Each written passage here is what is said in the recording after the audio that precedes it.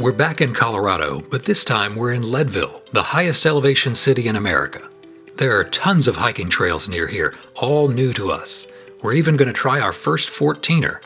But before we get to that, let's try something a little easier. First up is the Colorado Midland Centennial Trail. This runs along an old railroad line from the late 1800s, the first standard gauge railroad track over the Continental Divide. This trail is a lollipop, meaning you hike out for a bit and then there's a loop to hike around. Most trails are just out and back, so it's nice to not have to repeat the whole thing. Along the way is a ghost town, Douglas City, where the people who built the railroad lived. Amazingly, there were 8 saloons in this one-street town. But all that's here now are some pieces of metal and glass and logs from a couple of buildings. Most of the structures were tents, so there's nothing left. You might wonder why Michelle's got a grocery bag on her waist. That's to pick up the occasional trash she finds on the trail. Just above Opal Lake is Hagerman Tunnel, which was the world's highest elevation railroad tunnel when it was built. They only used it for 3 years though, because it was too expensive to maintain. There are still some remnants of building the old railroad here. After a quick but steep climb up to the old railroad bed, things get much flatter. The loop passes by Hagerman Lake before eventually meeting back up with the trail you came in on. This was a pretty short and easy trail for us, a great warm-up for day one considering we were at sea level yesterday, and we've got a pretty big hike planned for tomorrow. We're headed to the top of Mount Elbert, but before we can even get to the trailhead, we've got to get past this. So we parked here, switched into water shoes, and hiked the last quarter mile to the trailhead. We're taking the South Mount Elbert Trail. Most people take the North Trail, but a road closure would add a mile or so to that trail today. On this trail, I learned that something I was told as a child was a lie. There is no poop fairy. Try telling that to my cat. We're about 1,000 feet into this. This is not easy. And this is the easy part. Got some views of Twin Lakes from the south side of Mount Elbert. No views of Mount Elbert yet. Mount Elbert is considered one of the easiest 14ers to summit. That doesn't refer to how strenuous it is, though. It means it's not a technical climb and you can't fall off the mountain. You just keep slowly hiking uphill for hours.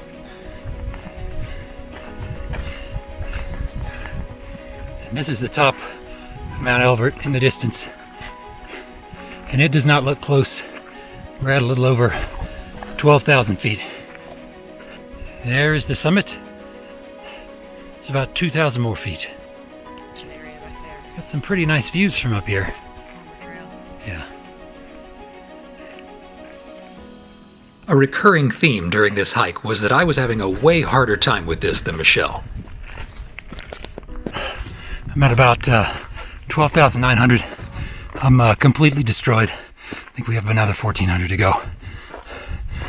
At this point, Michelle insisted I stop and eat something, which was a great idea. After a little lunch and snack, feeling much better. I think I can make it to the top. We're about 13,500 now, so maybe 800 feet to go. How you feeling, Michelle? Oh, I'm good. She's been fine the whole time. It's beautiful. It is beautiful up here. Finally, we can see people reaching the summit. We are above 14,000. We're not quite at the top. It's up there. It's just that hill. That's all it's left. Is that. I have a feeling there's more hill than it looks like. Thankfully, I was wrong, and it really is just right up there. Oh, we finally did it. We are on top of the world. This is really incredible.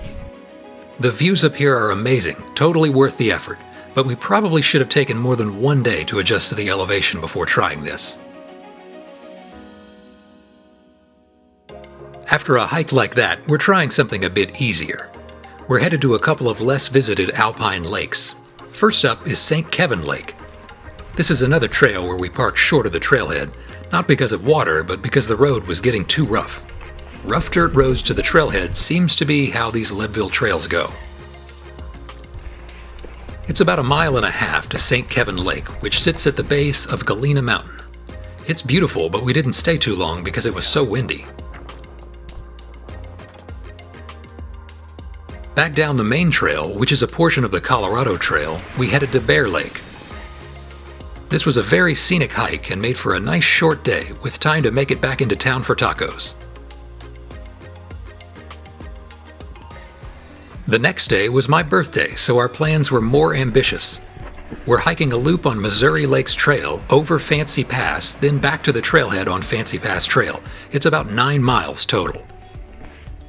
Most of the trails we've hiked here have water crossings, so we're thankful when there are rocks or a bridge to help you cross, even when it's just a few logs like this bridge here. After a couple of miles, the trail climbs out of the forest, and now you get to lots of meadows and alpine views. This is by far my favorite type of terrain to be hiking.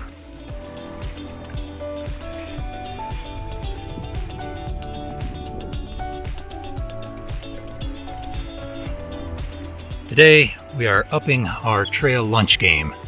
Today we have an Italian multi-meat sandwich on, how'd you make this bread? Pizza dough. Pizza dough from a can, flattened out. The ultimate trail sandwich. That sandwich may not look like much, but I promise it's fantastic. Now we're pressing on to Fancy Pass up there. It's just us and the marmots up here. Let's see how far we can get. Don't know if we're going to lose the trail in the snow. Unfortunately, that's exactly what happened. Well, this is as far as we're going. Not going to try to make it up that. You can't see the trail. Snow is too soft. Snow is too soft. I think late June is just a little early for this pass, but even though this loop turned into an out and back, this was still a great hike. These views are totally worth the long, rough dirt road to get out here.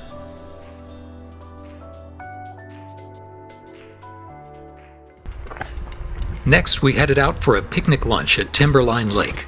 By this point in the trip, we'd both ditched our hiking shoes and bought trail runners, and it's a good thing we did. This trail had so many water crossings that traditional big heavy hiking shoes never would have dried out. Yep, that's cold. Now we can see why so many hikers prefer to hike in trail runners, which are lighter weight and quick to dry out when you inevitably get them wet.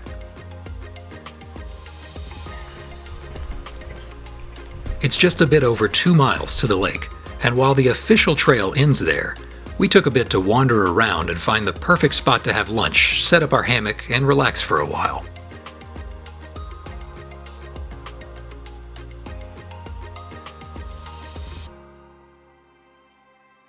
Well rested, the next day we thought we'd try another 14er, La Plata Peak. We have parked about 1.5 miles away from the trailhead, and we decided that we were going so slow on this road, it wasn't that much faster than walking if we drove it. So about a 30-minute road walk later, and we are at the start of the trail. This is the South La Plata, also called on one of the maps Black Bear Trail, which seems appropriate because of our cat Black Bear.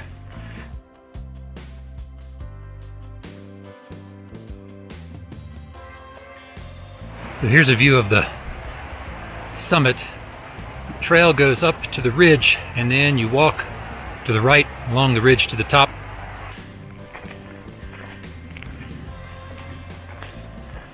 So after much discussion, now we've decided this is where we're going. That's La Plata Peak. So you get up here on the ridge and walk up to the right, and it seems pretty easy. It's what they say. And it sounded like a great idea when we were sitting around having beers yesterday, figuring out what we wanted to do today.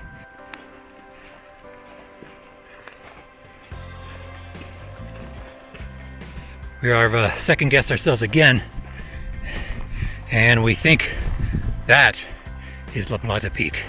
But I don't know, we'll see. Going to the top of something. Once the trail got steep though, we ran into some trouble and decided to turn back. The problem here, the terrain is very loose rock, very slippery. Also, we checked the map and found out once we go to the ridge, it's not this, it's not this, it's not that. It's all the way over there. And so, I think that's just a little too much. Even though we didn't make it to the top, this was a fantastic hike with great views. And by the way, the real La Plata Peak is over there, I think. For our last hike, we left Leadville and headed to Estes Park. We were coming in Rocky Mountain National Park's west entrance, which let us see the damage from the Cameron Peak fire in the fall of 2020. This was the largest wildfire in Colorado's history.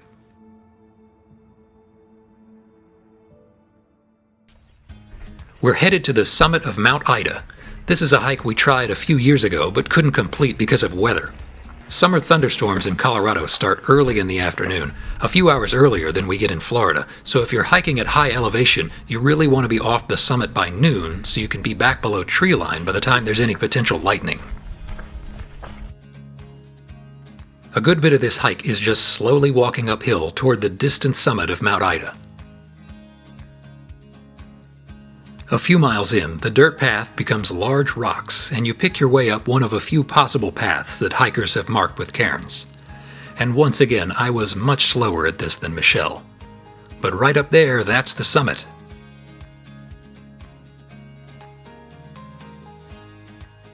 It was great to finally finish this trail after having attempted it once before. From up here, you've got 360-degree views of all over Rocky Mountain National Park.